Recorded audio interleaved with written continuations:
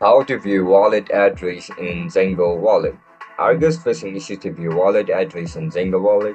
If that's so, then this video might help you out. Without further ado, let's dive into the video. First of all, open the Zengo app on your mobile device and make sure you are logged in.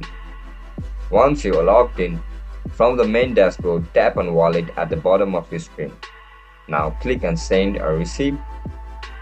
After you click on receive, choose the cryptocurrency you want to receive like Bitcoin, Ethereum, or USDT.